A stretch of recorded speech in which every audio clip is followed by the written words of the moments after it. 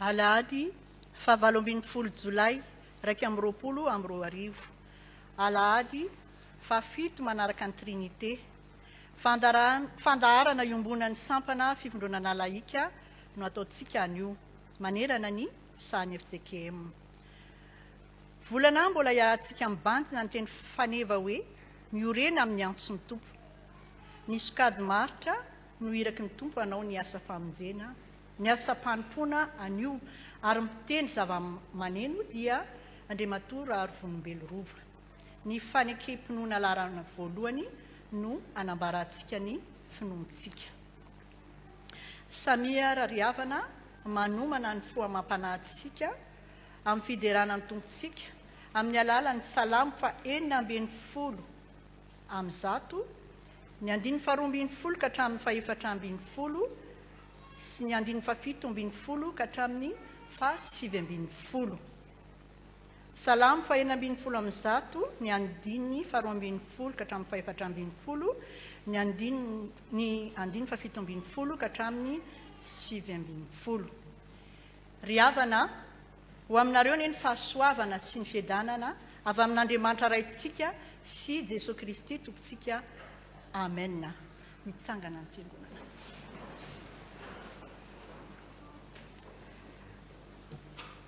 Amin'ny anaran'i Jesosy, inona no apaliko an'i Jehova no ny soa rehetra nataony tamiko. Andray ny kapokany ka iantso ny anaran'i Jehova. Hanefa ny voadiko amin'i Jehova, eny eo anatrehany rehetra. Ianao materana ao anaty sitrapo ary ny anaran'i Jehova no antsoko. Hanefa ny voadiko amin'i Jehova, eny eo anatrehany olony rehetra. Dia kianja ny tranon'i Jehova eo afovoanao Jerosalema. Alleluia. Amen.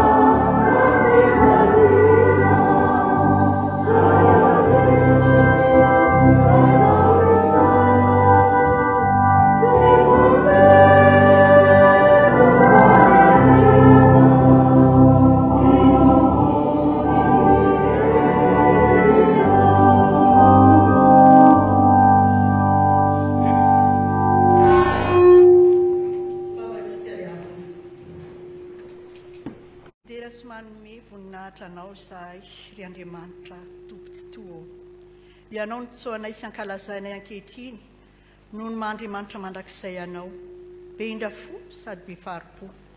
Ianao Jesosy ilay izy hatr'izay ka ho mandrakizay noderainay ary akasitrahanay satria ianao no antom-pisianay eto izao.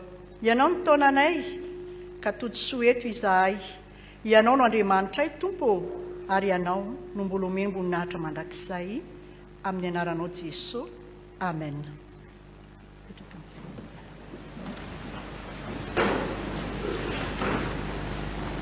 Kehitriny tsika ry havana dia tonga eo amin'ny fankalazana ny tenin'Andriamanitra. ny voankazo mamy no anomboana izany.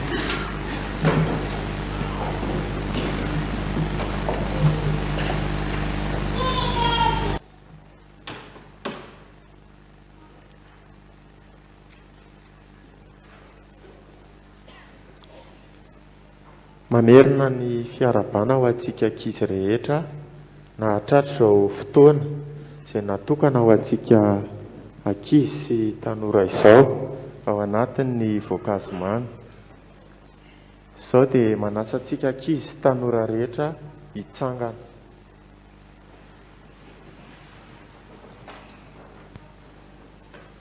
Iaraka ivavaka isika. Tompo, misaotra aminao izahay satria nomenao fotoana andrenesana indray ny teninao. Sokafy ny sofinay sy ny fonay, ahafahanay mitahiry ny teny izay omenao anay. Ny feo rehetra tsy avy aminao Tompo dia ampangino mba tsy hisorenay afa-tsy ny feonao irery ihany. Amin'ny anaran'i Jesosy Kristy zokinay nanaovana izany vavaka izany. Amen. Ataontsika ny hira 7:7 andininy voalohany ihany. 7:7 andininy voalohany ihany.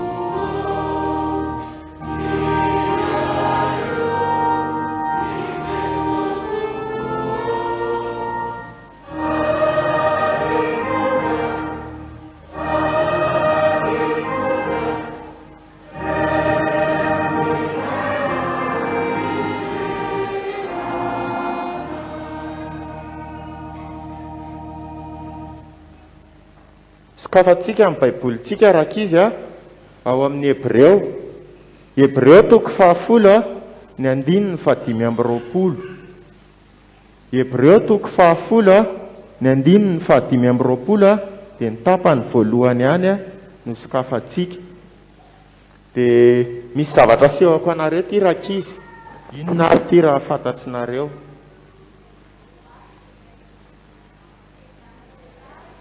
Meday. Androany tsika rakizy dia anaraka tantara kely anankiray mitondra ny lohateny hoe meday volamena. Rehefa inona kay rakizy no mahazo meday?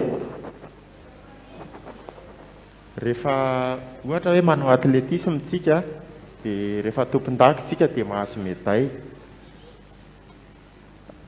Tamin'ny lalao olimpika tany Paris any Frantsa no niseho ity tantara ity tamin'ny taona 1750. Frantsay iray tompon-daka tamin'izany fotoana izany Erika.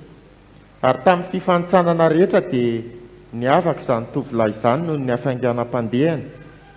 Dia nanantena azy ny rehetra fa ho azo antoka amin'ny meday volamena ho an'ny tanindrazana amin'ny famaranana. Dia tonga tokoa ny fotoana anaovana ny famaranana.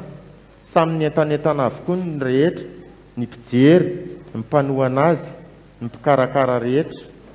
Natsoina ny anarany rehetra, sainga tsy teo Erika. Tsy tonga teo amin'ny kianja fiazakazahana akory izy, fa nakaiza, nandrasana, notadiavina fa tsy hita mihitsy. Dia nandeha ny famaranana, ary lasa mpifaninana fa amin'ny firenen-kafa amin'ny meday volamena. Nangina ireo rehetra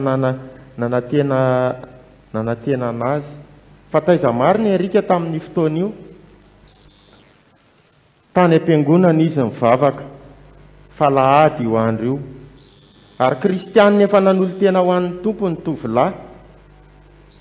asa izay ny hafarany ny tantarany fa fantatra taty aoriana fa lasa missioniera tany Azia Atsinanana Erika. Na efa be tokoa izy tamin'ny asan'ny tompo. Ambony ho azy ny meday volamena any amin'ny lanitra noho ny meday volamena teto ambonin'ny tany. Dia na dia famiarana na tokony azahoana meday volamena azy tamin'io andro io dia nalaony mifidy nakany am-piangonana.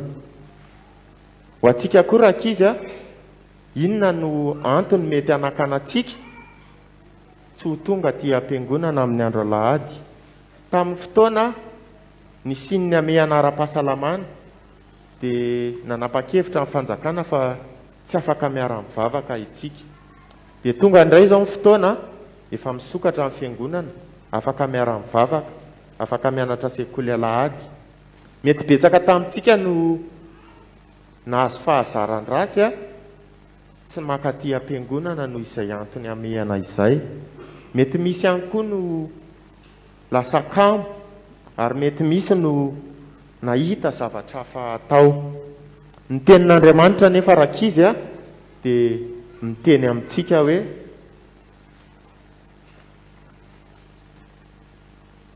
ao hoe vakiana le izy aza mahafoy ny fiarahantsika miangona. Izany dia hitantsika ao amin'ny Hebreo 10:5-20. Averintsika mafy tsara le izy miaraka amin'le 9. Aza mahafoy ny fiarahantsika miangona. Hebreo 10:5-20. Dia izany tenin'Andriamanitra izany indray rakizy no entina manentana antsika rehetrarehetra indray tsy hahafoy ny fiarahantsika mivavaka tahaka ny nataony Erika teo. Dia ho an'Andriamanitra irery ny voninahitra mahazo mipetraka isika. Amen.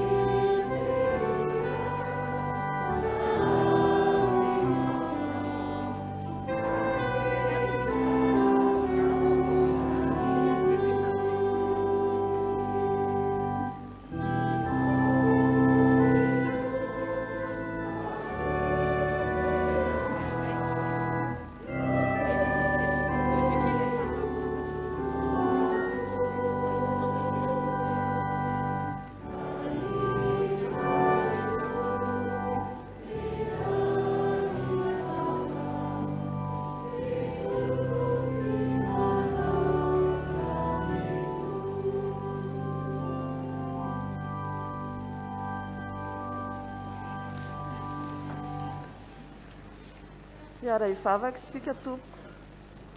Jehovah Andriamanitra rainay eo, misaotra anao izahay any amin'izao fotoana izao fa tonga eo amin'ny fotoana hamakiana ny teninao sy hiainoana ny hafatrao. Manatona anao izahay, mangataka aminao ny hanokafanao ny fonay, hanokafanao ny sainay mba handray tsara izany teninao izany ka tahiry izany aty anatin'ny fonay.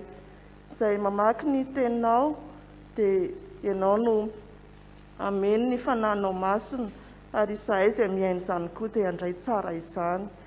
Rehefa ho toriana ny hafatrao dia tehirizra dia anatin'ny fonay ny teninao mba hitondra hainao anay, hitondra fahasalamana ihany koa, ary indrindra Tompo hanavao ny fiainanay, hanova izay rehetra tsy namboleny tananao aty anatinay. Fa namasonao miantso anao izahay, mamenoa anay tsirairay avy, miasa amin'ny fiainanay, tsy tahaka ny idiranay teto no ivoahanay fa novainy ny teninao. Amin'ny anaran'i Jesosy Kristy ilay tianay, nanaovanay izany vavaka izany. Amen.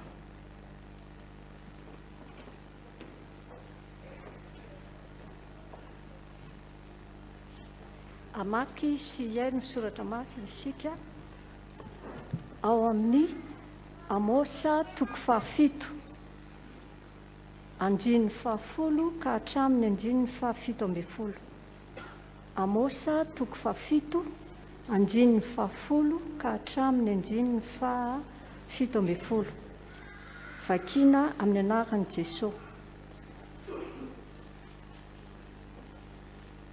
Dia naniraka tany amin'ny Jeroboama mpanjakan'ny Israely Amazia, ilay mpisorona tao Betela, nanao hoe: Amosa efa nanao tetika hikomy aminao teo amin'ny taranak'Israely, ary tsy zakany tany ny teny rehetra, satria hoy Amosa, ho faty-tsabatra Jeroboama, ary ho baboana hiala amin'ny tany tokoa ny Israely. Ary hoy Amazia tamin'ny Amosa: ry pahita, andeha mandositra makany amin'ny tany jody ianao, ka mihinana haninany ary maminany ihany, fa aza maminany eto Betela intsony, fa fitoerana masin'ny mpanjaka sy tranon'ny mpanjakany ity. Dia namaly Amosa ka nanao tamin'ny Amazia hoe: tsy mba mpaminany aho na zanaky ny mpaminany, fa mpiandro-ondry sy mpioty-aviavy ihany aho. Saingy nalain'i Jehova tany ampiandrasan'ondry ka nataony hoe: mandehana ka maminany amin'ny Israely oloko. Ka mba hinoa ny tenin'i Jehova, ianao manao hoe: aza maminany ny amelezana ny Israely, ary aza milaza ny amelezana ny taranak'Isaka. Koa izao no lazain'i Jehova: ny vadinao hijangadjanga ao an-tanàna, ary ny zanakao lahy sy ny zanakao vavy ho lafy-tsabatra, ary ny taninao ho zaraina amin'ny famolaina, ary ny tenanao ho faty any amin'ny tany maloto, ary ny Israely ho baboana hiala amin'ny taniny tokoa.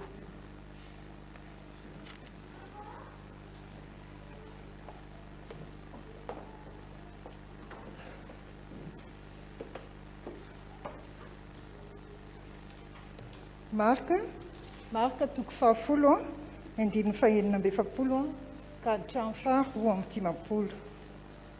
Marka 10, andininy 17 ka hatramin'ny 17. Ary tonga tao Jeriko izy, ary raha vao niala tao Jeriko Jesosy mba ny mpianana sy ny vahoaka betsaka, dia nipetraka teo amoron-dalana Bartimeo, jamba, mpangataka, zanaky Timeo. Ary noho nyreny fa injay Jesosy avy any Nazareta, dia niantso izy ka nanao hoe: ry Jesosy zanaky Davido, mamondrafo amiko. Ary maro no ny teny mafy azy mba hangina, fa vao maika niantsoantso izy ka nanao hoe: ry zanaky Davido, mamondrafo amiko. Ary Jesosy nijanona dia nanao hoe: antsoa ilay jamba. Ary ny olona niantso azy ka nanao taminy hoe: matoki, mitsangana, miantso anao izy. Dia nanary ny lambany izy ka niatsambotra nakeo amin'i Jesosy.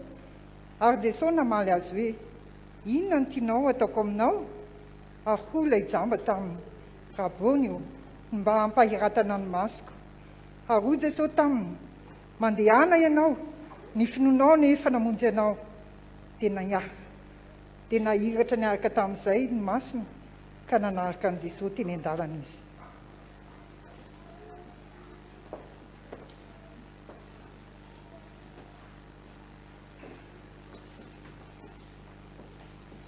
Faranantsika ny famakiana ny teny ao amin'ny epistilo amin'ny Filipianina.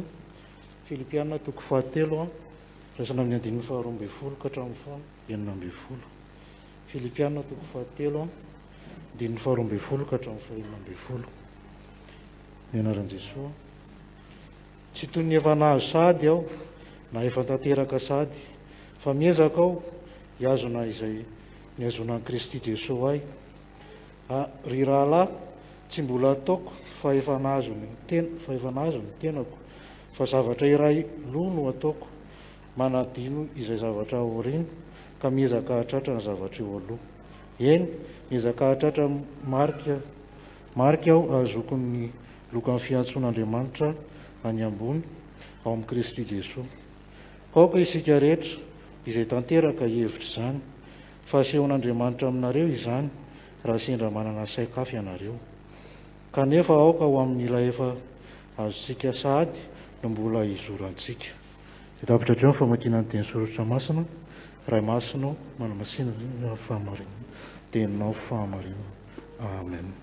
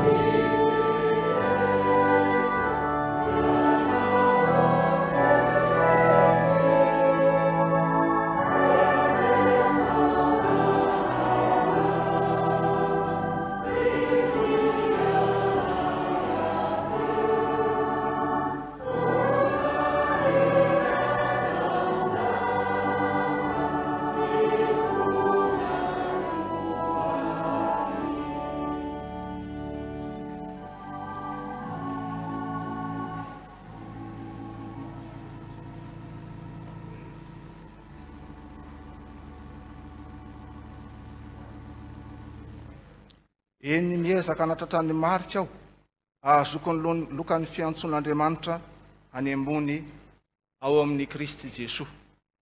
Zany teny fijoroana vavolombelona nataon'ny Paoly Apôstôly zany ry havako, ho an'ny mpino tany Filipi, ho tenin'Andriamanitra ifampiara-batsika, ho tahin'ny Tompo mahatratra ty andro anio ity. Anio izay fotoana manokana hitondranam-bavaka ny vondrana fototra laika aneo anany sahany efizekema, mifampiarapitsika indrindra miarabanareo VFL manokana ho tahin'ny Tompo mahatratra ty anio ity. Fa mifampiaraba koa tsika ry havako, fatody soa atao tranon'Andriamanitra satria maro izay mety rofirofo tany hoany, maro koa izay mety sentosento, mety fandaminana maro samihafa, kanefa noho ny fitantanan'Andriamanitra mahagaga loatra dia tonga atao tranon'Andriamanitra ianao amin'ity anio ity. Tsarovy fa manakambara aminao ny Tompo amin'izao anio izao. Ny tenin'Andriamanitra ifampiara-batsika ry havana, fa tenin'Andriamanitra ifampaherezatsika koa amin'ity anio ity, dia arak'izay nivakian'ny mpanompon'Andriamanitra teo ao amin'ny bokin'ny Filipianina 4:7. Manasa anao mba sokafy io boky io satria hojerentsika matetika izany. Filipianina 4:7 ka ny andininy 12 ka hatramin'ny 9:10. Filipianina 4:7 ny andininy 12 ka hatramin'ny 9:10. anisan'ny misy teny roa manan-danja ry havana ao anatin'ireo tenin'Andriamanitra andininy vitsivitsy ireo. Ny voalohany dia ny hoe miezaka, verimberina matetika hoe miezaka. Ary ny faharoa dia ny hoe lokan'ny fiantsoana. Ezaka sy lokan'ny fiantsoana. Mifandrandraika ihany tamin'ilay voankazo mamy izay nresahantsika teo. Voatsela ry havana izay no ny farany ireo lalao ara-panatanjahantena goavana maneho an'izao tontolo izao, na ny tany Eropa izany na ny tany Amerika izany. Ary afaka herinandro vitsivitsy ihany koa dia ho avy koa ny lalao olimpika. Fa ny mampiavaka an'ireny lalao ara-panatanjahantena ireny ry havako dia nasiana zavatra hita maso ampirisihana ny mpilalao. Teo zao médaille nilazainy tao amin'ny hafaty eo, misy médaille. Misy koa ny amboara. Misy ihany koa ny fanomezana vola na fanomezana hafa. Ny tanjona dia zao, ny ahatonga ho champion na ho championne na ho tompon-daka. Zay ny tanjona zany. Tsika any amin'ny sehatra ny varotra koa mba manao sahala amin'izany. Na dia tsy tena sahala ary. Mba hampirisihana ny mpanjifa hividy ny vokatra. Dia ampiasaina daholo ny fomba rehetrarehetra, na ny famenana vidy, na hoe raha mividy iray ianao dia mahazo anankiroa sy ny sisa. Ny tanjona amin'ireny karazana fanomezana sy cadeau samy hafa ireny dia mba ahazahoana tombom-barotra. Fa ny finoana kristianina sy ny antson'Andriamanitra amintsika mpino ry havana dia misy hitovizana amin'izany ihany, kanefa tsy tena mitovy tanteraka. Misy hitovizana ihany satria misy ihany koa ny amboara, na koa hoe loka ny filazan'ny Paoly apôstôly azy eto. Ary ny tanjona ao anatin'ireny rehetrarehetra ireny dia tsy ny ahatonga anao ho tompon-daka eto tany ihany akory, na ho tompon-daka ana kontinanta anankiray ihany akory, fa ny ahatonga anao ho tompon-daka any amin'ny fanjakan'Andriamanitra. Zay ny tanjon'ireny fanomezana sy fampirisihana maro samy hafa ireny. Ho asy ianao ry havako, izay mba maniry mba tsy eto tany ihany no champion sy championne, fa hatrany an-danitra any. Ho asy ianao izay maniry mba handray an'izany lokan'ny fiantson'Andriamanitra izany. Ndreto misy toromarika vitsivitsy izay omenanao, omenantsika ka tonga antsika tokoa ahatra hatramin'ny farany handray izany lokan'ny fiantson'Andriamanitra izany. Ny voalohany ry havana dia izao: amin'ny zavatra rehetra ataonao, na ara-panahy io, na ara-tsainy io, na amin'ny endrin'ny fifandraisana maro samihafa amin'ny maha-olombelona io, aza mihevitena ho tafita. Zay ny voalohany. Raha tianao ny azo ny lokan'ny fiantsona, aza mihevitena ho tafita. Misy fomba fitenin'ny tanora zay hoe aza misozestime hoy izy. Mitovitovy amin'izany ihany ny ambadika izany hoe aza mihevitena ho tafita izany. Ny andinin'ny faharoambin'ny folo sy ny andinin'ny fahatelo ambin'ny folo tapany voalohany ry havana dia nambaran'ny Paoly apôstôly tsara n'izany hoe aza mihevitena ho tafita, aza mihevitena ho efa tafita ianao. Zao ny volazan'ny Paoly azy: tsy toy ny efa nahazo sahady aho na efa tanteraka sahady. Dia ampiana amin'ny fahatelo ambin'ny folo: rahalahy, tsy mbola ataoko efa nahazo ny tenako. Seho ny Paoly apôstôly tsara mihitsy. Ilay Paoly apôstôly izay efa nahavita be tamin'ny asa fitorianan'ny filazantsara, indrindra ho an'ny mpino tany Filipi. Tena nahavita be izy ry havako satria any am-ponja izy manohatra ny taratasy. Tena mijaly izy, kanefa ny taratasy izay lefa anao amin'ny mpino any Filipi, taratasy mampiorona, taratasy mitondra fifaliana, mitondra fahasambarana. Tena nahavita be Paoly apôstôly. Ary tsy vitan'izany fa ireo mpino sy ny fiangonana tao Filipi ihany koa dia anisan'ny tena nahavita be tamin'ireo asa samihafa ho fijoroana amin'ny vavolombelona ny finoanan'i Kristy. Ary tena nahafalen'ny Paoly moa zany, na dia niatry ny fahoriana tany am-ponja ary izy. Ary zany tokoa mampiavaka antsika mpino ry havako. Na dia miandia zava-tsarotra ary sika, na dia misy zavatra mampisento atsika ara, na misy zavatra tsy takatra ny saintsika ara, manome fifalianantsika foana Andriamanitra. Manome fahasambarana tsy voavidim-bola mankarena antsika foana Andriamanitra. ary zany nomeny amin'ny Paoly apôstôly eto. Azonao saretsaina avy zany hoe gadra tamin'izany fotoana zany tsy misy fanajana ny zon'olombelona, tsy misy fanajana n'izay maizy ianao, indrindra moa fa zay finoanao, kanefa tena faly Paoly apôstôly. Nahafaly azy ny asa vitan'reto kristianina tany Filipy reto, kanefa na nahafaly azy ary izany dia mbola hoy izy hoe tsy tokony ho afa-po na ionona amin'ny efa asa vita ny mpino tany Filipy. Na dia tena nahafaly azy ary ny asa nataon'izy ireo, na dia efa betsaka ary ny ezaka nataon'izy ireo, dia mbola hoy Paoly apôstôly tsy tokony ho afa-po vetivety. Iny tsy tokony ionona amin'izay asa vita, ary mbola ampiany Paoly ihany ary hoe tsy tokony atoko tena fa mila miezaka mandrakariva. Miveriny telo ry havana le hoe miezaka eto, miezaka. Tiany Paoly ambara amin'izany dia atrateriny mihitsy fa tena zava-dehibe miezaka zay ataon'ny olona zay mahatsiaro fa nantsoan'Andriamanitra izy. Ry havako malalo amin'ny tompo, maro amintsika mpino rehefa mahavita asa be dia mieritreritra aloha indray aloha mba hanao repos kely aloha, aloha indray aloha mba mijanonjanony, aloha aloha mba mipetrapetraka e. Ho an'ny olona te ho tompon-daka any amin'ny fanjakan'ny lanitra ry havako, te ahazo ny lokan'ny fiantson'Andriamanitra, ny fijanonana amin'ny asa an'Andriamanitra, na ny fiononana amin'ny asa efa vita, dia mety manimba ny vocation zany. Zany ny mpino tsy mahazo miomina an'izay efa vita zany izy. Ary mbola mpino Paoly metsy ambany hoe manadino ny zavatra taloha, tsy mahazo miomina amin'ny efa vita, fa sady animba ny antsony zany no tsy ampandroso ny fiangonana.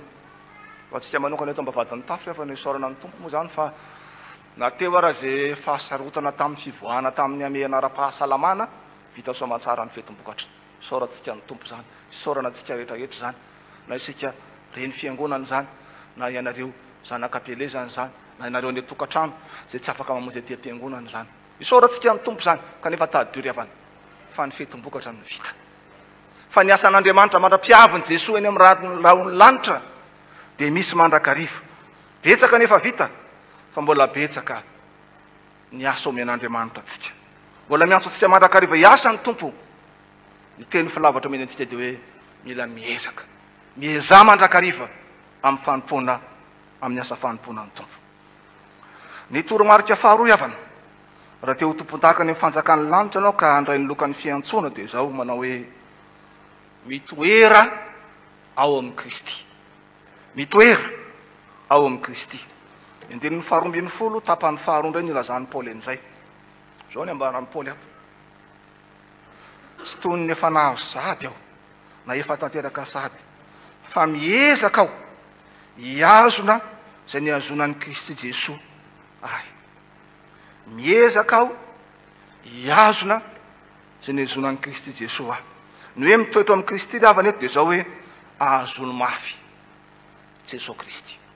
Jesosy Kristy moa tsy hitanao vatana, tsy ny saran'i Jesosy any amin'ny rindrina no tazominao mafy. Misy manao tahaka an'izany mantsy ry havako. Tsy hoe ratsy akory zany, fa tsy zany ny andrasan'ny tompo amin'izay rehetrarehetra mieritreritra hitoetra ho aminy, fa ny fihazonana ny finoana sy ny famonjena zay vitan'ny Kristy ho an'ny mpino. Ary zany ny afatra mahagaga alefany ho an'ny mpino tao Filipy. Na inona ezaka vita dia zao ny zava-dehibe akoatra ny fisaorana an'Andriamanitra dia azony mafy tsara ny finoanao an'i Jesosy Kristy. Azony mafy tsara ny famonjena zay vitan'ny Kristy ho anao. Ataovo zava-dehibe ny fifidianan'ny Kristy anao sy ny fiantsony anao amin'io zara fanompoanao io, amin'io andraikitrao io, na ny tokantrano zany, na ny amin'ny toeram-piasana zany, indrindra ety anivon'ny fiangonana. Ataovo zava-dehibe zany fiantson'ny tompo zany. Tsaro fa mato anao Jesosy Kristy to ambony hazo fijaliana. Ary tamin'ny tady mazaka ny fitiavany no nisy tomany anao tao anatin'ny fotaka mandrevon'ny fahotana ho amin'ny famonjena. Koa rehefa nosotomin'i Jesosy ihany ianao dia zao mitoera ao amin'i Jesosy, mitoera ao aminy mandrakariva, azony mafy izy na amin'ny mora na amin'ny sarotra. Ry havako malalo amin'ny tompo, tao anatin'ny 2 taona zay tena mandihy fotoa sarotra zao tontolo zao, noho ny amin'ny valana retina maro samihafa sy ny vokatra zany. Fa zao ny toromarika meny tompo anao iavako. Aza atao mampiena ny finoanao. Aza atao mampiozongozona ny finoanao. Ny zava-misy manehoana an'izao tontolo zao. Na ny fiatraikan'izany. Eny. Fa na dia mangiry fy ary zany. Ary mampisento azy, mampisento anao, ary mampisento atsika. Isaky ny fomaraintsika. Anahoana indray ny tontolo andro. Isaky ny matory isika. Mbola ho tafafomaraina ve raha-pitso. Ataovy ho zava-dehibe ry havako. Ataovy tena ho zava-dehibe ny finoana sy ny firenenao. Aza atao mampiena ny finoanao zany. Fa ny faharoa koa dia zao. Na miadaladala ary zao tontolo zao. Ahoana moa zany hoe miadaladala zao tontolo zao. Tonga daholo ty fomba maro samihafa ty. Mandeha daholo ty tandansa maro samihafa ty. Dia misy ny tsara, misy ny ratsy, misy mifanaraka amin'ny filazantsara, misy mifanaraka amin'ny filazantsara. Na miadaladala ary zao tontolo zao. Tsarofa olom-bo antsin'Andriamanitra ianao. Olom-bo fidin'Andriamanitra ianao. Ko aza manaraka ny fanaony zao tontolo zao. Fa miova amin'ny famahozana ny saina. Hamatahana ny sitrapon'Andriamanitra. Zany ny tena zava-dehibe ry havana. Ary zany ny olona mitoetra ao amin'ny Jesosy Kristy. Mahatsiaro mandrakariva. Fa olom-bo antson'ny tompo izy. Ka na miara amirona makany amin'ny faratsiana ary zao tontolo zao. Tsora amin'ny fahamarinana mandrakariva izy. Ny afatra fahatelo ry havana. Toromarika ho anao raha te ho tompon-daka any amin'ny fanjakan'ny lanitra anao dia ny hoe manara ny Jesosy Kristy. Manara ny Jesosy Kristy ilay mpandresy. Ny andininy fahatelo ambin'ny folo tapany faharoa sy ny andininy fahaenina ambin'ny folo indrindra no milaza an'izany. Indrindra Paoly eto manao hoe rahalahy, tsy mbola ataoko efa nahazo ny tenako, fa zavatra iray aloha no ataoko. Manadino izay zavatra aoriana ka miezaka hanatratra ny zavatra eo aloha. Ny andininy fahaenina ambin'ny folo kanefa ao amin'ilay efa azontsika sahady no mbola izorantsika. Manaradia ny Jesosy Kristy ilay mpandresy. Inona moa ny dikan'izany manaradia ny Jesosy Kristy ilay mpandresy? Teo aloha nambaran'ny Paoly reto mpin'ny Filipi reto hoe aza mihevitena ho efa tafita. Fa eto indray izy eo dia tanin'ny Paoly manao hoe mitondrà tena toy ny olona te ho tafita. Azo dao tsara ilay kilalao teny a. Mitondrà tena toy ny olona te ho tafita. Misy mantsiriavana olona dia te vao fomaraina izy te ahoana indray dia vondray andro any. Te hanahoana indray izao dia kivy vao mifomaraina izy dia kivy tsy mba misy zavatra miato mitsy lazainy fa kivy foana izy. Tahaka ny hoe dia ataona fa dia gasy dia fa zatra resy moa. Tsy ry havako. Ny gasy koa mba mety mpandresy. Ary zany mihitsy ny afatry Paoly amin'ny mpino tamin'ny Filipi eto mitondrà tena toy ny olona te ho tafita. Sady any amin'ny aparatoka mihitsy ry havana. No hoe tefany zany teny zany. Hoe tena amboary mihitsy ny sainao, ny fiainanao, ny fitondrà-tenanao mba ho hita taratra tokoa hoe olona te ho tafita ianao. Fa tsy vao mivoaka ny trano dita hoe olona ho resindray ny androany. Raha milalao ara-pahatanjahantena ry havana. Resakazakazaka moa ny resahan'ny avako tamin'ny voankazo mamy teo. Rehefa manao azakazaka manao kosa ny ao an-tsain'ny mpiazakazaka tsisy zavatra be dia be. Tsy mieritreritra izy hoe tsaramaso ve loka ny an-trano any zao rehefa aveo. Tsy mieritreritra izy hoe hitsena avy eny ankoho. Tsy mieritreritra an'izany izy. Fa rehefa eo amin'ilay fanaovana ny eo amin'ny départ eo izy, ny zavatra ao an-tsainy dia zavatra tokana ihany. Ny andrombaka ny meday na ny andrombaka ny amboary. Ry havako malalao amin'ny tompo. Tsy tokony ho variana herikerika atsy areo koa sika mpino. Aza lany andro mihevitra sy mitanisan'ny lasa sy ny zavatra vita ihany. Fa Paoly reto dia milaza mihitsy manao hoe manadino ny lasa no tokony atao. Ny mandroso hatrany no tanjona eo amin'ny fiainana. Ny tanjon'ny kristianina dia zao. Vita ny azakazaka ary azo ampelantanana ny lokan'ny fiantson'Andriamanitra ny amboaran'ny fanjakan'ny lanitra.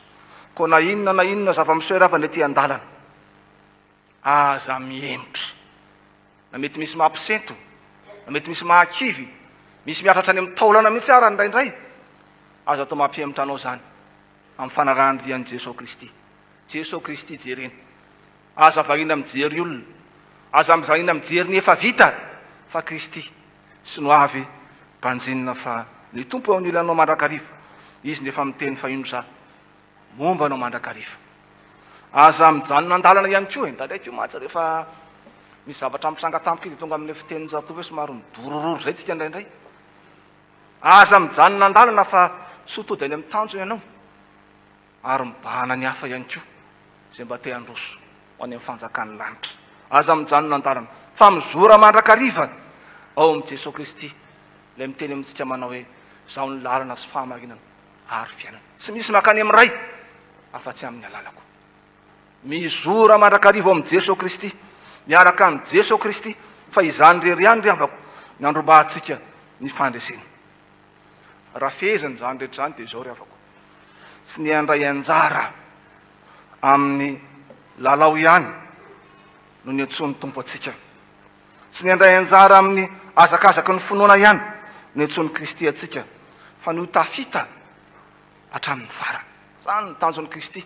Ka dia mba mandray anjara fandraisana anjara ny zava-dehibe tsia amin'ny finoana sy ny azakazaky ny finoana sy ny fandraisana anjara ny zava-dehibe, fa ny tena zava-dehibe dia no tafita hatramin'ny farany. Tsy ny hanomboka ny kosa ny finoana ihany no antsoin'ny Kristy atsika, fa ny mpandresy ary ahazo ny amboara. Ka fa mba nanao départ dia fa mba niaraka te dia fa mba lehibebe moka dia mbalao mba ataon'ny tanora amin'izay tsy ry avako. Ny azakazaky ny finoana sy ny fanompona an'Andriamanitra dia tsy ny famonjenao départ ihany ny zava-dehibe. Tsy ny amin'izany ny antsoin'ny tompo anao, fa no mpandresy ahazo ny amboara. Ary ny fahazahoana ny amboara dia ny fiarahana miaina miaraka amin'ny Kristy, ny fiarahamonina miaraka amin'ny Kristy any amin'ny fiainana mandrakizay. Indrindra ho atsika izay mitoetra ho mahatoky hatramin'ny farany. Anio moa dia alady nanambavaka ny vondrona fototra larika, ary anisan'ny zavatra izay voizina ao anatin'izany sampany izany ny tezana ny mpino amin'ny soratra masina, ahatonga azy mba hitoro ny filazantsara amin'ny alalan'ny asa soa, amin'ny alalan'ny asa mivaingana hita maso. Ny tanjona amin'ny rendravana dia izao, ahatonga ny olona hita tokoa hoe ilay Jesosy Kristy anie manomboka eto tany ny fahasoavana omeny, fa tsy eto tany ihany fa hatrany an-danitra any. Tsy hitaizany olona zatra andray fanampiany zany, fa manolotra kosa ho an'ny olona mba hahatonga azy koa mba handroso sy hanampy ny hafa. Dia afaka malalo amin'ny tompo. Dia voaisitsika ho teny faneva ihany koa zao teny nataon'ny Paoly apôstôly ho an'ny mpino tany Filipi, satria na izahanao ianao dia mba maniry mba ho tompon-dahaka isika eto amin'ity zao tontolo zao zay mampisento ary naindray mandreraka mandrakariva. Andeha ry avako, tsy hevitena ho efa tafita isika. Andeha ry avako, hitoetra amin'ny Kristy mandrakariva isika, fa indrindra andeha hanaradian'i Jesosy ilay mpandresy isika na amin'ny mora na amin'ny sarotra, fa ho asy ianao. Eno antsika rehetra ny tenin'Andriamanitra mba azahoantsika ny lokan'ny fiantsoan'Andriamanitra amin'ity anio ity manao hoe tsy tony nefa nahazo sahady aho, na tanteraka sahady fa miezaka hiazona izay azonan'ny Kristy aho. Rahalahy, tsy mbola ataoko fa efa nahazo ny tenako, fa zavatra iray aloha no ataoko, manadino ny zavatra ohina ka miezaka hanatratra ny zavatra eo aloha. Eny miezaka hanatratra ny mariky ao azahoako ny lokan'ny fiantson'Andriamanitra any ambony ao amin'ny Kristy Jesosy. Ny fanahin'ny tompo anie hitahiry zany tenin'Andriamanitra zany ety anatintsika. Isika mbola ao anatin'ny fiazakazahana ka tonga tsika haritra hatramin'ny farany tokoa ka andray ny lokan'ny fiantson'Andriamanitra andova ny fiainana mandrakizay. Amen.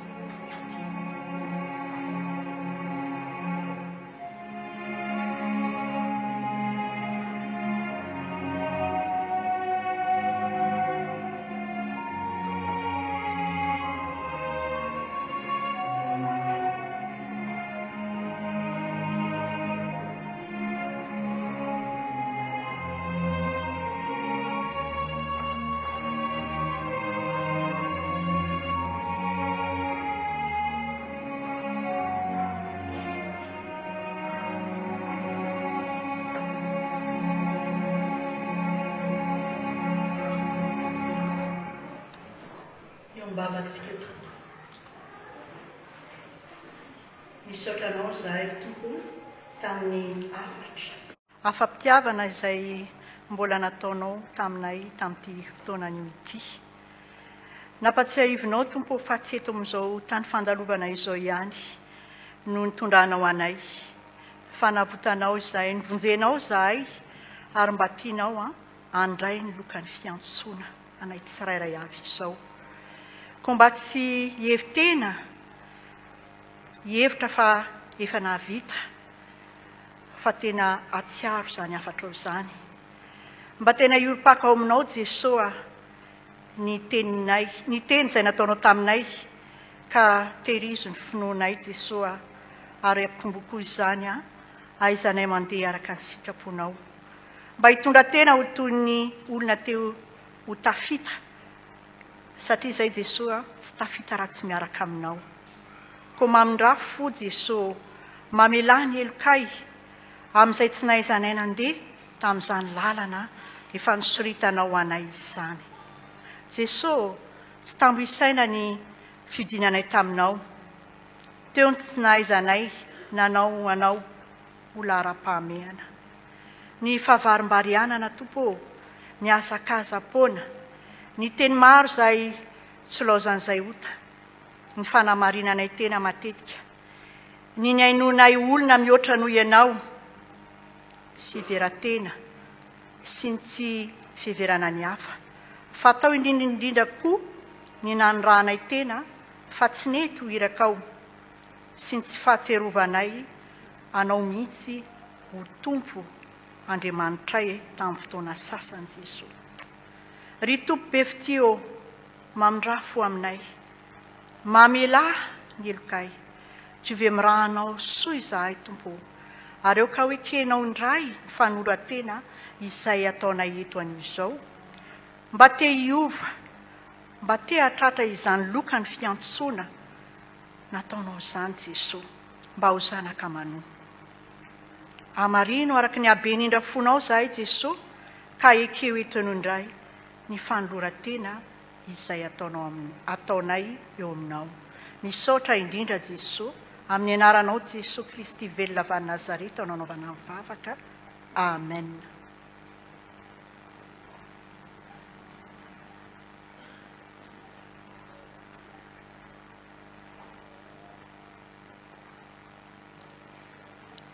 Mira fa 720 ny andininy voalohany sy ny fahatelo no ataontsika izao.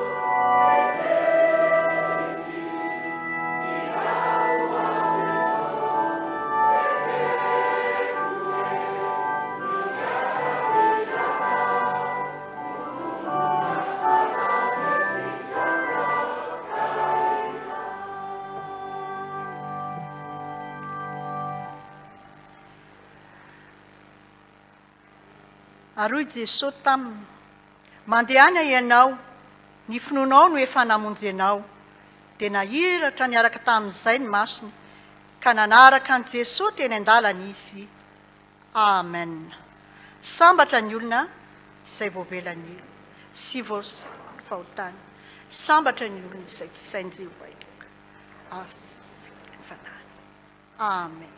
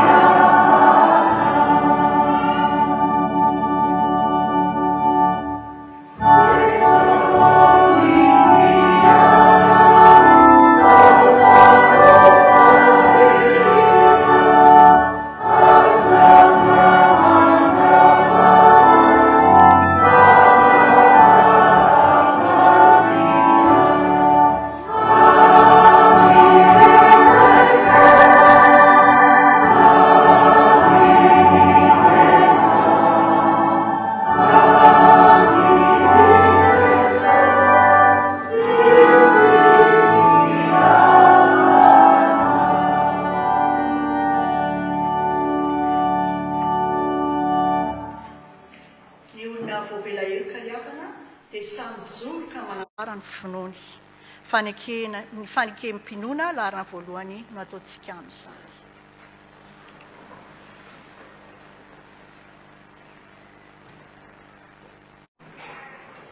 Mino n'Andriamanitra ilay Jesosy fanavahana sy fizarana, ary eo ny Jesosy Kristy zanaka ny Tenan'Izy, izay nitontolo ny vavaka azy, nateraka ny fitsizina, zara navakotoka, nombolaka ny sitany, mafaka ny minana ny fiaintsy, zanaka makana ny fate, miaraka amin'ny lanitra, rehefa Andriamanitra Jesosy, avy any fizaraka izy maty, ny fanamaso.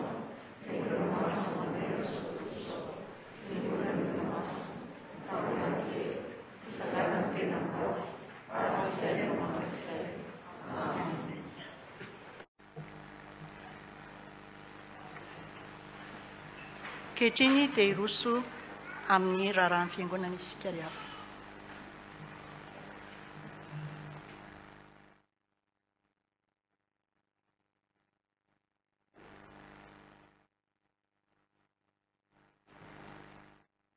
Dia tonga eo amin'ny fotoana ilazana ny asa sy ny raharahany fiangonana isika ry havana. Aorian'ny filazana ireo raharahany dia handray fitenenana eto ny ao amin'ny voamieran'ny serasera. Dia aorian'izay misy ny fanentanana ara-pahasalamana. Dia ny ray aman-dren'ny mpitandrina no hanohy sy hamarana izany. Aorian'ny ray aman-dren'ny mpitandrina dia hiroso amin'ny fotoana manokana ny vondrona fototra laika.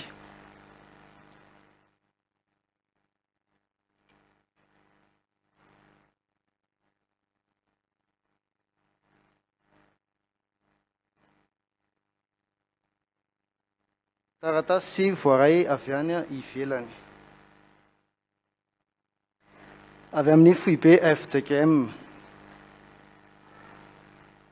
Noho ny amin'ny vanim-potoana lehibe izay ho lalovan'ny fiangonana misy antsika, dia ny fanatrehana ny synode, fivorian'ny synode lehibe FJKM izay ho tanterahana any Sambava ny 2 ka hatramin'ny 7 aogositra ho avy zao dia mahatsiaro ny teny soratra masina manao hoe ankino amin'i Jehovah ny lalanao ary matoky azy fa ataony tanteraka. Salamo 7:35. Dia miantso antsika isam-pitandremana ny isam-pianakaviana eny ny tsirairay mba samy hitondram-bavaka izany fivoriana masina sy lehibe izany, mba ho eo ambanin'ny fitarian'ny fanahy masina sy ho totosa araka ny sitrapon'Andriamanitra tokoa izany. Fa hoy ny ambaran'ny tenin'ny soratra masina hoe ry rahalahy mivavah ho anay mba handehanany tenin'ny tompo faingana ka ankalazana toy ny eo aminareo. Tesalonianina 2:7-1. Ny fiangonan'i Jesosy Kristy eto Madagasikara, ny fiombonan'ny fiangonana protestanta eto Madagasikara, ny sampana sekoly alahady FJKM, ny komity fankalazana ny 520 taona mahampitandrina an'Andriamatoa Rakotoarisoa Ertina Kaleba dia faly manasa anareo hanatrika ny fanampom-pivavahana ivon'ny fankalazana izay tanterahana ao amin'ny FJKM Andrainarivo Fahasoavana ny alahady 20 Jolay 2024 manomboka amin'ny 2 ora tolakandro. Avy amin'ny fitandremana amparibe famonjena RFF rindra fanatanjahantena sy fialamboly. Ao anatin'ny fankalazana ny 70 taona ny FJKM amparibe famonjena sy 20 taona ny RFF dia mahafaly anay ny manasa anareo hanatrika ny concert d'orgue mitondra ny lohahevitra hoe aim-panahy sy feon'orgue hatao ao amin'ny FJKM amparibe famonjena ny 15 Jolay 2024 manomboka amin'ny 2 ora sasany tolakandro. Izany dia tiarahana manatotosa amin'ireo fikambanan'ny mpankafy sy mpitendry orgue sy ny atoko mpihira RFF hasin'ny famonjena ary ny APL. Avy amin'ny firaisan'ny olona sy diakona Antananarivo renivohitra sy ny manodidina. Ny alahady 15 Jolay 2024 no anatanterahana ny fanampom-pivavahana famoahana ireo mpitandrina FJKM ao amin'ny kianja maitso na Antsahamanitra manomboka amin'ny 2 ora sasany ka apetraky ny foibe FJKM amintsika ny fandaminana ny olona sy ny fanatazana ary ny fanisana ny rakitra. Komengavy diakona 20 avy eto aminareo anatanteraka izany asa masina izany izay antson'ny tompo atsika. Iangaviana nareo andefa ny solotena Antsahamanitra ny sabotsy fa 14 Jolay amin'ny 7 ora handray ny fandaminana. Ny filoha sy ny foibe FJKM, ny président synodaly sy ny synodapartenantarivo Atsinanana, ny mpitandrina sy ny FJKM Ambatoroka Finoana, ny filoha sy ny komite ny 70 taona ny fiangonana dia manasa atsika hiara hivavaka hidera sy hanome voninahitra an'Andriamanitra ary hitokana ireo tsangambato noho ny fankalazana ny 70 taona ny fiangonana FJKM Ambatoroka Finoana. Izany dia atao ny alarobia 20 Jolay 2024 amin'ny 7 ora sasany maraina amin'ny FJKM Ambatoroka Finoana.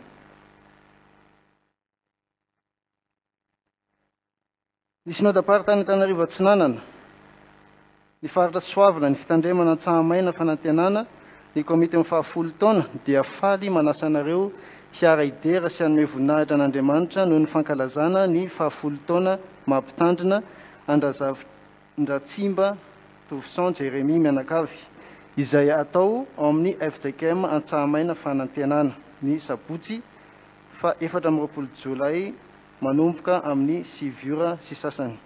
Fanampom-pivavahana iarahana amin'ny synodapartany Antananarivo Atsinanana.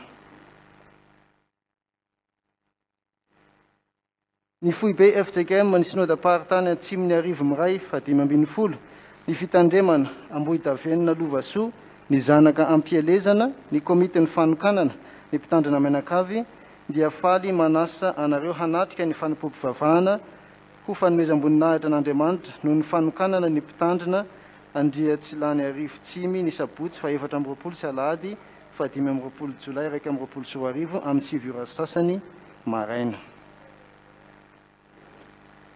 Avy amin'ny sampana fivondronana laika. amin'ny fifaliana ry havana no anasan'ny bureau-ny sampana fivondronana laika ny komitiny laika mandà kolikoly antsika amin'ny fanampom-pivavahana hitondranam-bavaka ny asa eo anivon'ny laika mandà kolikoly ao amin'ny FJKM katedraly Analakely ny sabotsy fa 4 jolay 2024 amin'ny 2 ora sasany tolakandro. Avy amin'ny paroisse internationale FJKM Andohalo. Mitohy indray ny fanampom-pivavahana amin'ny teny anglisy izay atao isam-bolana ao amin'ny paroisse internationale Andohalo ka ny alahady 25 jolay ho avy izao ny fotoana manomboka amin'ny 8 ora ka hatramin'ny 7 ora maraina. Hisy ny fandraisana ny fanasan'ny tompo. Iangaviana ny tsirairay izay maniry hanatrika izany mba isoratra anarana mialoha amin'ny alalan'ny SMS ihany manomboka ny alatsinainy 7 jolay ka hatramin'ny 14 jolay. Randriana solohanitra nirina Elina Menakavy dia faly manasa anareo ifanotrana amin'izy ireo amin'ny fanohanana ampahibe maso ny lahatsoratra famaranana azahoana ny mari-pahaizana maîtrise en théologie mitondra ny lohahevitra hoe ny anjara toeran'ny fanambadiana kristianina manoloana ny fombandrazana ao Ambohitrolo Mahitsy. Izany dia tanterahana ny alakamisy 2 jolay 2024 amin'ny 12 ora maraina ao amin'ny biblioteka faculté de théologie Ambatonakanga. Ny fiangonan'i Jesosy Kristy eto Madagasikara, ny fikambanan'ny masera fiaraha-miaina am-bavaka Mamre FJKM, ny mpanolontsaina ary ny ray aman-dren'izy efatra mirahavavy dia faly manasa anareo hidera sy hisaotra an'Andriamanitra amin'ny fanokanana ho masera any Rafaramalala Kristine, Razazaro Havana Pierrety, Ramil Soudina Raymond Eliza ary Randria Njanahary Mina Felaniony amin'ny asabotsy 4 jolay amin'ny 7 ora sasany maraina eto amin'ny FJKM Ambavady Mitafo. Fikambanan'ny Dekona sy Loholona Ambavady Mitafo mikasika ny famoahana mpitandrina eny Antsahamanitra ny alahady 15 jolay ho avy izao dia ampatsiahivina isika handefa solotena eny ny asabotsy 14 jolay amin'ny 7 ora maraina handaminana ny asa. Hisy fivana kosa ny alahady fa hisy fidirana indroa araka ny tapaky ny foibe noho ny fiepetra ara-pahasalamana izay mbola tandrovana ka ny anjarantsika dia amin'ny 10 ora maraina sady mitady rakitra isika no manisa rakitra amin'io. Koa dia ny alahady amin'ny 7 ora maraina ny fotoanantsika eny an-toerana ary diakonina sy loholona 20 amintsika no handray anjara amin'izany. Ny fidirana faharoa izay iandreketan'ny fitandremana hafa dia amin'ny 2 ora sy sasany.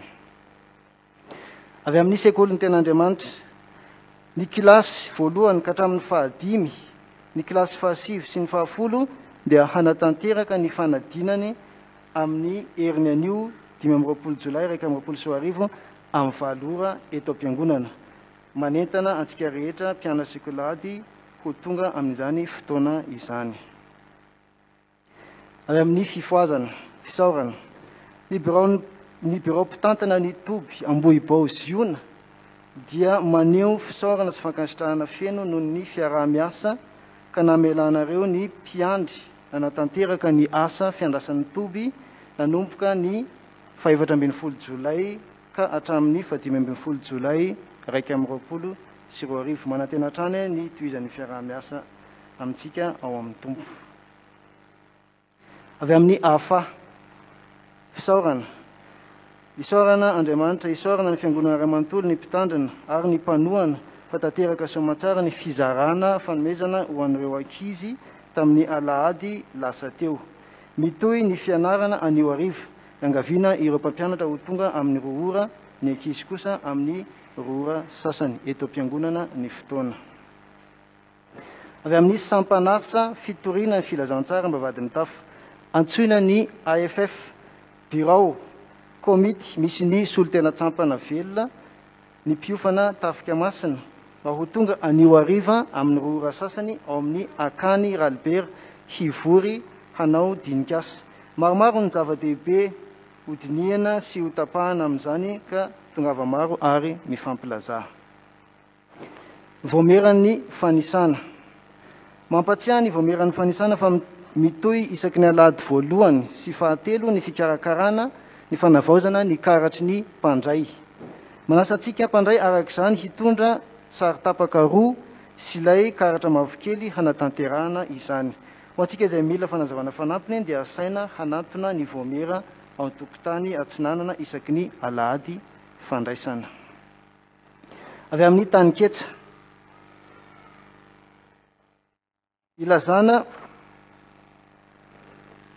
Ilazana isika mpikambana rehetra fa isy ny famerenan-kira anio aorian'ny fanimpom-pivavahana eto am-piangonana ny fotoana hanatanterantsika izany. Antsoina ihany koa ireo izay te hanatevin-daharana ny fikambanana mba hijanona avy hatrany. Avy amin'ny atoko-pihira mba vadin'ny tafo. Mitohy hatrany ny fivoriana sy ny fotoana famerenan-kira ho fanomanana hatrany ny asa fanompoana. Ny fotoana dia isaky ny asabotsy amin'ny rora sasany eto am-piangonana. Ary farany havana fampantsahivana. Anio dia isy ny fivorian'ny mpievitra raha aorian'ny fanimpom-pivavahana ko hanasana ny lola sy tekona sy ireo solotenan'ny sampana. Eto izay ireo asa ny fiangonantsika ao an'Andriamanitra rery ny voninahitra.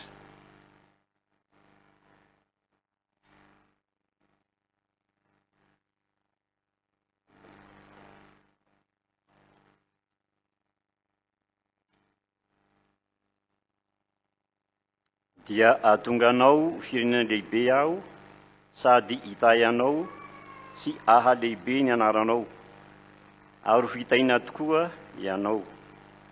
Genesis 12:12 gavintsika ary hitsangana Herinandriamanitra sisy tsotra noho zany fahavitany fitombokatra zany ary hivavaka sika hitsangana tompo.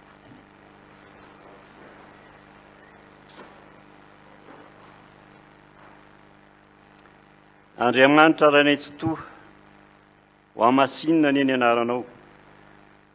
No asoavinao firenena lehibe izay ary notahinao koa afaka nanatanteraka ny fihetombokatra 2:20 izay nazahoana fahombiazana. Misaotra tompo, ampifaliana ary no anoloranay izany vokatra izany ho fanavaozana hatrany ny fanoloran-tenanay.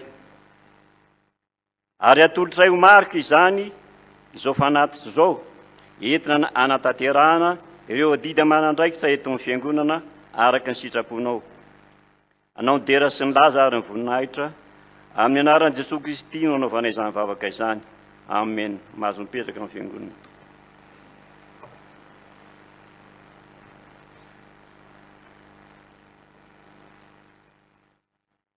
Ny fihetombokatra 2:20 dia mbola nitanterahana tao anatin'ny amena ara-pahasalamana.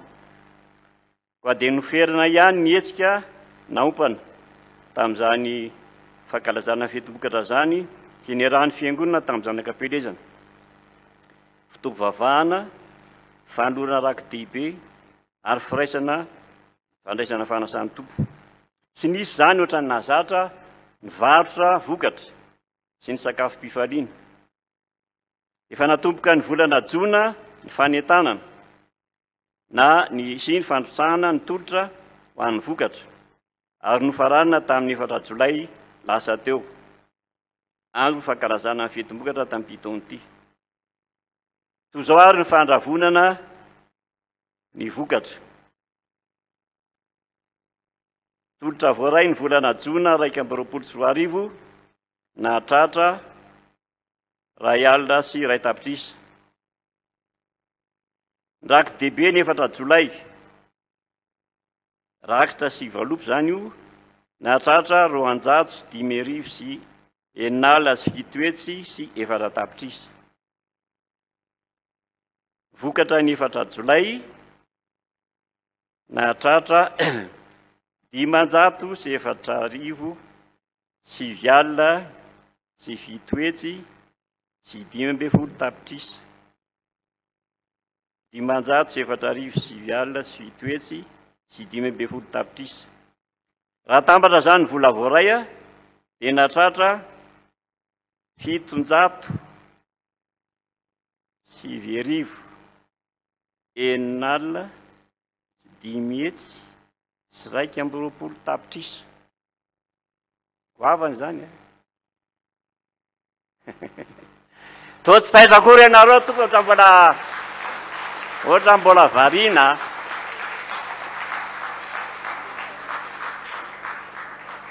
Saora tompoko. Raha ohatra ka ny vina tao anatin'ny teti-bolan'ny fiangonana tamin'ity taona ity a, dia vinavina 9 tapitrisa. Nefa ntsika dia natratra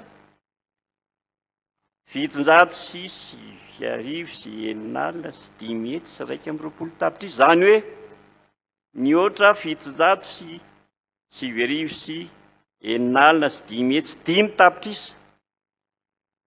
Samba nisan'izany teto mivadiny tafo natratra 430 isan-jato nioatra zany vola azo. Zava-dehibe zany tompoko. Ezaka goavana vita amin'ny fiangonana ary eraina Andriamanitra no fahasoavana omeny antsika. Samba nisan'izany marikisa zany satria raha tamin'ny taona 5 sy 10 tsika nanomboka nanao fihetombokatra. Dia mbola tombonina tamin'izany vina tamin'ny hoe 5 tapitrisa 9 tapitrisa dia niakatra tsikelikely. Dia vola tratra marina fa misy fotoana mba tsy natratra fa matetika dia nioatra kely ihany vola tratra tamin'ny fihetombokatra. Raha tamin'ny herintaona 9 tapitrisa no tombana ny vina zany. Dia mbola nitazomy zany tamin'ny taona ity satria teo moa zany ny amendra sy ny fahasarana isan-karazany. Nefa ny zavatra nahagaga fa ny fahasoavan'Andriamanitra sy no niezaka nataontsika fiangonana dia nioatra be dia be vokatra azontsika. Era sy lazo an'Andriamanitra tompoko. Isaorana totra an'Andriamanitra, isaorana fiangonana sy ny zanakam-pielezana, biro-piangonana, firaisan'ny dekona sy ny olona, ireo sampana rehetrarehetra, ireo asa sampanasa, fikambana isan-karazany tamin'ny ezaka, tamin'ny fandraisana anjara tamin'izany fihetombokatra zany. Vita zany ny 120 tao anatin'ny amehana. Engane ka verina amin'loha ny fiainantsika menakavy ary mbola ioatra noho izany ny faniritsika amin'ny ezaka izay vita. Ampavady mitafy mahavita azy a. Tsy zany. Eny ary ka tsy miteka fa ohatrany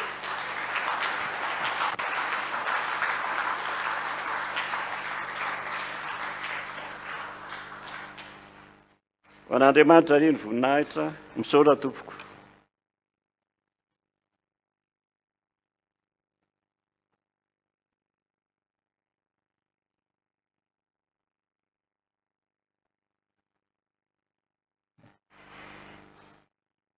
Tonga eto amin'ny 10 minitra amin'ny fahasalamantsika, arabantsika rehetra amin'ny anaran'ny tompo.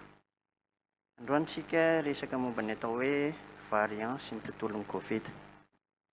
Efa fantatsika efa tany Chine nipoiran'ny Covid voalohany indrindra, avy eo izy miparitaka eran'izao tontolo izao. Ka araka ny toerana ara-geografika nolalovany novan'ilay virus endrika, satria ny singa ao anatiny dia mahay miova endrika. Izay ilay atao hoe mutation. Tao variant brésiliana, variant sud-africaine, sy ny sisa koa satria mbola mety ho maro sy ny fiovan'ny endrika ao ataon'ity virus ity dia nitsorina hoe variant alpha na beta na gamma ilay anarany. Ka ny variant delta malaza amin'izao fotoana izao eran'izao tontolo izao dia ilay mipoitra tany Inde izay sady masika fitranga no tena mora mifindra izay tsy izy. Fa na inona n'izy ny karazana variant dia misy tovizany foana ny fomba fitravonan'ny Covid, ny fihinanam-panafody, fanampiana ny vatana hiatrika ilay retina, ary satria sepotra ilay marary dia omena rivotra na oksizena. Tahaka ny aretina rehetra nefa aleo foana hono misoroka toy izay mitsabo. Ny koa ny fisoroana tsara indrindra dia ny fanaovam-bakisiny. Tsy asiantsika resaka be hoe tsara satria ny karazam-bakisiny misy amin'izao fotoana fa aleo fotsiny hisitrahana izay misy eo am-pelantanana. Fa na vita vakisiny ianao na tsia dia ajao foana ny sakana ara-pahasalamana rehetra dia ny fanaovana ary vava orona. Eny fa na dia ao an-trano ary rehefa misy tsy salamana eo amin'ny fianakaviana. Fitandrovana ny elanelana n'aiza n'aiza misy anao, ny fanadiovana tanana matetika eto dia apatsahivina amintsika sady entina kahirizana antsika indray teny ny soratra masina ao amin'ny Isaia mpaminany toko voalohany 9:12 tapany voalohany manao hoe amin'ny anaran'ny Tompo misasay ianareo diovy ny tenanareo. Ho an'Andriamanitra irery ny voninahitra.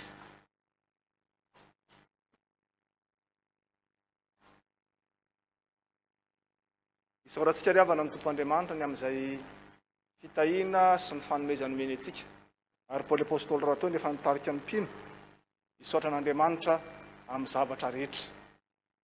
Anio moa ry havana araka ny efa nambara teo dia alahady natokana eto nanambavaka ny vondrona fototra laika. Anasanareo ry havako mba hitsangana aloha mba ho hitan'ny zanak'Andriamanitra rehetra misy an'izany VFL zany anie atao mbavahadiny tafato. Dia miarabantsika rehetra ry havana miarabanareo sarotra moa ny teny hoe misy ny sampana zokony sy sampana zandriny fa ny azo lazaina dia zao hoe zany VFL zany. Dia manany maizy azy zany atao anatin'ny sahan'ny FJKM. Dia mampahery anareo mba azahoanareo mampahery ny hafa ihany koa amin'ny alalan'ny fitoriana ny filazantsara na amin'ny endrika hitamaso zany na amin'izay endrika tsy hitamaso. Dia mirahatra sy mivavaka anareo mandrakariva mba efa be amin'ny asa fanomponany tony. Raha soanareo mivavaka amin'ny tena.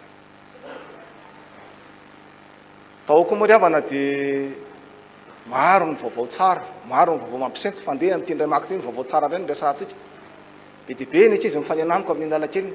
Za pasitera afaka fanadinana, za pasitera afaka fanadinana. Ianareo rehetra ry zanam-pisany. Za tsy anareo afaka CP sa afaka baka vahiny sa afaka zay afaka fanadinana rehetra mbo mitsangana daholo aloha zay afaka rehetrarehetra aloha mba ho hitan'ny havatsika rehetrarehetra eto aloha. Zay afa-panadinana rehetrarehetra mitsangana daholo amin'ny toerana misy ianareo.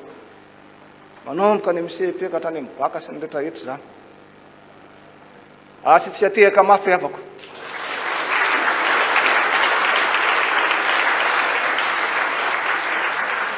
Ny tahan'ny fiangonana sy ny zana ny Tompoandriamanitra fa natao anatin'ny ameanara dia nomeny vokatra isika. Fa ny tahany rehetra zanantsika tokoa ny Tompoandriamanitra satria miatraika any amin'ny ankizy indrindra amin'ny mpianatra ny sentrosentro noho ny resaka ara-pahasalamana kanefa tena nasehon'Andriamanitra tokoa fa zany ianareo. Koa dia miarabanareo raha soanareo hatrany ny tompony ombanareo afaka mipetraka ianareo. Fa misy ihany koa ry havako ireo avatsika izay nahatanteraka rakim-pisaorana. Reto avy izany.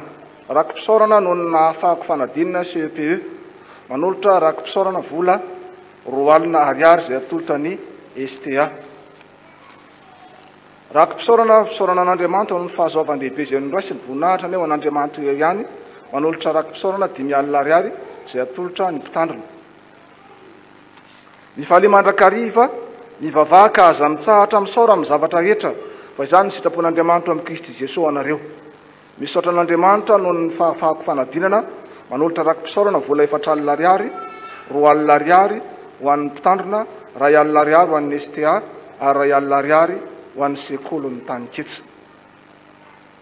Fa manomboka ihany koa ry havana amin'izao herinandro vaovao izao dia misy teo ireo zanantsika izay anala fanadinana BEPC. Ho anareo izay anala fanadinana BEPC mitsangana indray ry zanako teo aloha rehefa afaka aloha fa nahazo tehaka fa nareo indray zao vao hiarika. Reny santionany any an-trano any misy mbola tavelany moa dia hivavaka isika rehetra. Tompo Andriamanitra misaotra anao indrindra izay noho ny fitahianao an'ireo zanako ny fiangonanao izay afaka fanadinana soamantsara na ny diplôma malagasy zany na ny diplôma vahiny. Isaorananao zany Tompo ary niangatana Tompo dia ny ahatsiarovan'izy ireo fa tsy nitsahatra teo akory ny fitahianao dia ianao no mbola hitantana azy amin'izay mbola toy ny fianaran'izy ireo na eto toerana na ny ampitan-dranomasina. Misaotranao koa noho amin'ireo mpanomponao izay manatanteraka rakim-pisaorana noho izany fitahiana izany dia ianao no mamaly fitia azy ireo ary ampatsiaro aso momba azy ireo ianao Tompo tsy amin'ny fianarany ihany fa amin'ny fiainany manontolo. Fa tsy adinony koa Tompo ny mivavaka ho an'ireto zanakao ireto izay anala fanadinana amin'izao herinandro izao dia ny BEPC izany. Ianao Tompo ilay fanotantana ny fiainan'izy ireo tamin'ny fanomanana maro samihafa. Ianao nampitoetra ny fanahinao anatiny hanome azy fahendrena, hanome azy fahasalamana azahoany miatrika izany fanadinana izany. Koa izay rehetra fanianarany Tompo ny fanahy masina nao mpahatsiaro izany eny mihoatra noho izany ary ny angatanay satria tena hafa tokoa ny zanakao sy ny tahianao. Dia amin'ny anaranao Jesosy nanonoana izany mivavaka izany misaotra Tompo. Amen. afaka mipetraka ianareo izy eo an'Andriamanitra ny mivoninahitra fanofanay masina kosa ho amintsika rehetra iavana amin'ireo asa sy andraikitra izay petrako ny tompo amintsika ary amin'ny heriny an'io dia misy asa goavana izay petrako ny tompo amintsika riavako fatatsika fa nipiasitsika hoe tamin'ny 24 ny volana aprily lasa teo no hitondram-bavaka sy antanteraka ilay rakitra manokana etomanana ny fisotrondron'ny ray aman-dreny président synodaly no isika mbola vao hiditra atao amin'ny amiana ara-pahasalamana nefa dia tsy natao izany koa mampiomana antsika riavana fa amin'ny heriny an'io avy zao amin'ny alahady 5 ny volana jolay manatanterahantsika zany vavaka sy rakitra manokana etomanana ny fisotrondron'ny ray aman-dreny président synodaly zany dia ny fanahy ny tompo anomana antsika rehetra azahoantsika tokoa manome voninahitra an'Andriamanitra na amin'ny teny na amin'ny fijoroana vavolombelona fa indrindra amin'ny asa ho an'Andriamanitra ireny ny voninahitra.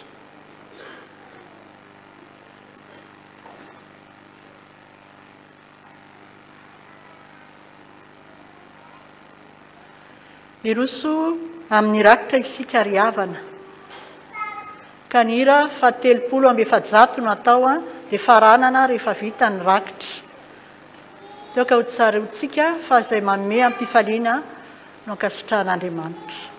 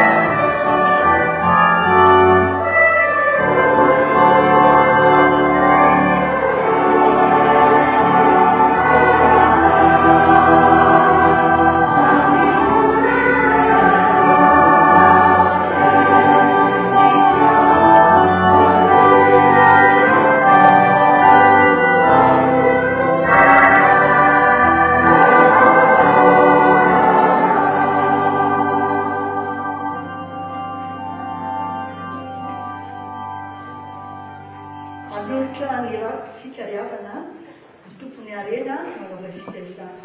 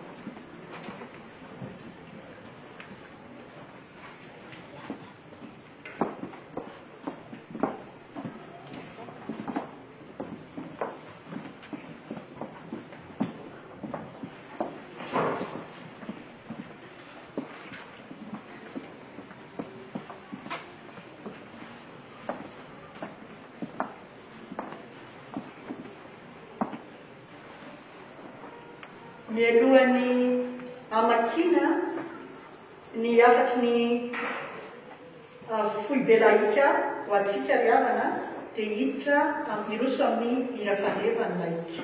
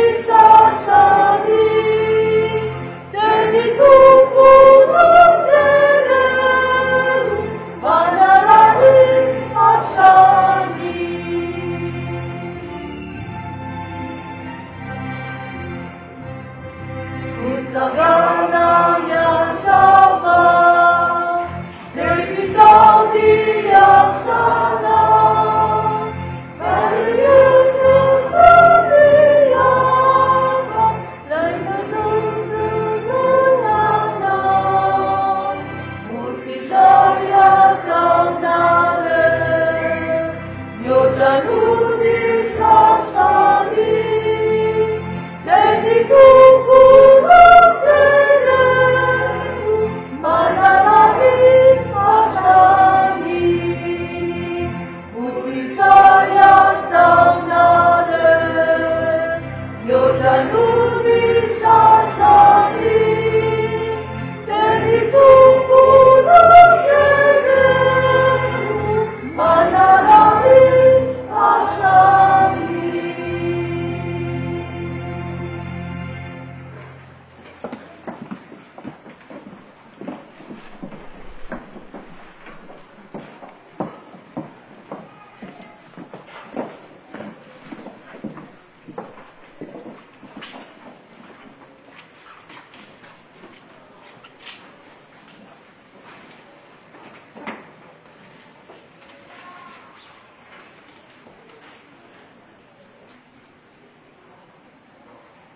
Afatra avan'ny sampana foibe laika taona 2024.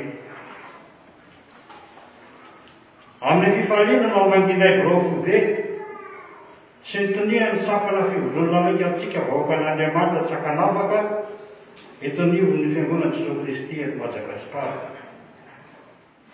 Isaorantsika manakarivo ny Tompo Jesosy fa na dia teo aza ny zava-misy natrehintsika noho ny fahalasan'ny filoha ra David sy n'Andriampara Benjamin.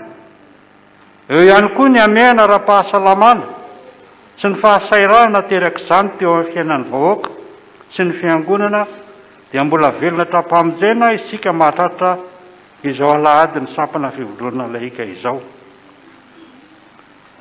Ao anatin'izao fahasairana izao indrindra no anentanana ny laika sy ny vahoaka kristianina rehetra mba hijoro amin'ny finoana ka aneo izany amin'ny asa fanaovan-tsoa ho anisany ankonana sy ny fiangonana ary ny mpiarabelona ny fampiasana ireo talenta sy fanomezam-pahasoavana nomen'Andriamanitra antsika tsirairay avy. Anentanana ny laika rehetra koa ny hitondram-bavaka, ny sampikambana, ny mpitandrina, vonona fototra laika, ny vondrom-paritany laika sy ny safana fivondronana laika ary ny FJKM mba hanehoan'ny tompony heriny sy ny voninahiny ny fiainantsika mpino azy na dia mandalo fotoantsarotra azy. Tsy ho adinontsika koa ny mitrotram-bavaka ny firenentsika sy ny vahoaka malagasy rehetra eo anatrehan'Andriamanitra mba hiasa ny fanahy masina sy hanasitrana ny tanitsika. Eo amin'ny asan'ny sampana fivondronana laika manokana dia voaterina janona avokoa aloha ny famangina sy ny fanotronana ary fanokanana sy fankalazana saika natao rehetra tao anatin'ny vanim-potoanan'ny fahamehana ara-pahasalamana. Mahafaly kosa ny nahazontsika namokatra trany ny alim-piambenana Jolay Desambra 2024 ka anentanana ny vahoaka an'Andriamanitra rehetra ny anjifa sy hampiasa izany fitezam-pinoana izany. Raha sitrapon'ny Tompo dia atao an'ny Fenerivesta ny feonambentsika sampana fivondronana laika amin'ity taona 2024 ity. Amin'izao fahasairana lolovantsika izao dia mampahery ny laika sy ny vahoaka kristianina FJKM rehetra izahay mba hijoro mandrakariva amin'ny finoana sy ny fahamarinana ary ny fankatiavana fa hoy ny soratra masina hoe ary aza-ketraka amin'ny fanaovan-tsoa isika. Galatiana 5:9-10. Eto am-pamarana dia mirana antsika vahoaka an'Andriamanitra mba hanana toe-tsaina ny mpandresy hatrany satria manoatra noho ny mpandresy isika amin'ny alalan'ilay tiantsika. Romana 5:7-7. Dia hita fahavononam-panahy tsy hozogozonina isika satria manana ny fanahy masina miasa sy manolo-tsaina ao anatintsika. Dia hiariary mandrakariva na amin'ny toetra na amin'ny asa ataontsika voninahitran'Andriamanitra ray zanaka fanahy masina ka hatanteraka ny teny fanevantsika araka ny Mateo 5:7 manao hoe inona no ataonareo mihoatra noho ny sasany. Sy araka ny voasoratra amin'ny Jakoba 2:2 tapany faharoa manao hoe ary izao kosa aneo aminao ny finoko amin'ny asako. Manao velova finaritra ny anaran'ny Tompo ary milany ny ahatrarantsika ny herinandro mihoatra noho ny sasany sy ny alahady ny sampana fivondronana laika 2024 indray. Ho an'Andriamanitra irery ny voninahitra amin'ny anaran'ny birao sy ny tonihan'ny sampana fivondronana laika. Saotra Tompo.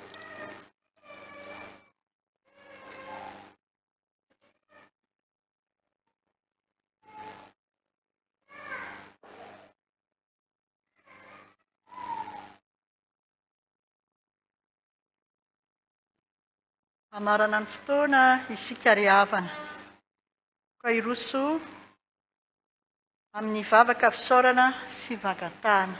Vavaka isika ry havana. Saotra sy mankasitraka anao izay Jesosy Tomponay tamin'ity natanterahana izao fotoana izao. Misaotra anao fanindra fonao no nahafahana nanivy izao satria tamin'ny herintaona dia nikatona ny fiangonana. Misaotra anao fa ny fahasoavanao natoy izao anay vahoakanao Andriamanitra. Mangataka trany izahay mba amin'nydranao fo ka mba tahinao ny fiangonanay izay tarihandray mandreny mpitandrina mivady ary ny tanam-pitiavanao mba hanoana ireo nomenao andraikitra rehetra ka samy atotosa izay tsy niavy azy izahay. Eo ny biraon'ny fiangonana, ny lola sy ny diakonina, ny sampana velona rehetra, ny herivelona rehetra eto amin'ity fiangonana maminay ity, ny mpandray fanasan'ny tompo ary ny vahoakanao Andriamanitro. Jereo sy ampaherezy tompo ireo tsy salama sy miatrika ady ankehitriny, ary atao fitsapa ny famarina amin'ny teninao ianao raha miteny hoe izao no Andriamanitrao. Io ny fiangonana izay nampitondrainao ny anaranao Jesosy Kristy, teny FJKM izany. Jereo amin'ny masom-piavanao izahay manoloana ny fanomanana ny sinôda lehibe. Rantsan izay sampana sy mamoa amin'izany, ka aiza vela tao zo firenjolahy intsony ny fiangonanao, fa tao tsaroanay ny teninao hoe ny zanaka manaja ny rainy ary ny mpanompo ny tompony. Koa raha ray aho, aiza izay ajako, raha tompo aho, aiza izay tahotra. Amin'irao fo izahay malagasy tompo, ka afao amin'ny zavatra rehetra izay mbola mangeja anay, indrindra ny fanompo-tsampy amin'ny endriny samihafa izay maro krikônao, ary vonjeo amin'ny fanotrana sy ny fahasairanana rehetra izahay. Jesosy, ho any amin'iza moa izahay, raha tsy ho any aminao irery ihany ilay manana ny teny fiainana mandrakizay. Amin'ny anaranao Jesosy Kristy velona avy any Nazareta no hanaovanay ny vavaka. Rainay io izay any an-davitra. Ao masinina ny anaranao. Ho tonga ny atao an'isika ity an-tany takiny. Ary mamelany ny kay, takiny nameranay izay efa taminay.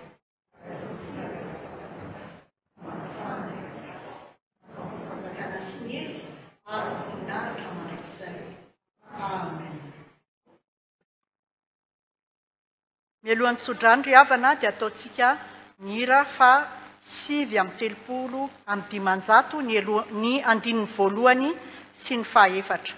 7:30 amin'ny 500 ny andininy voalohany sy ny fahaefatra.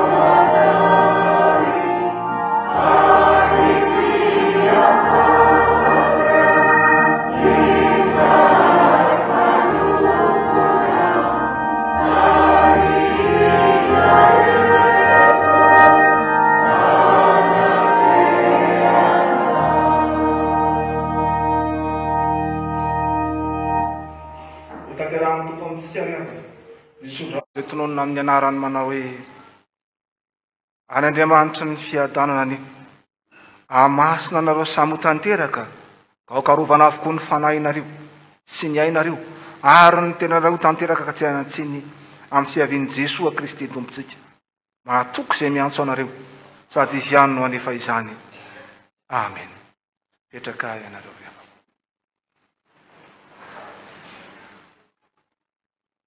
Ho an'Andriamanitra irery ihany ny voninahitra amin'ny anaran'ny Ray sy ny Zanaka ary ny fanahy masina. Amen.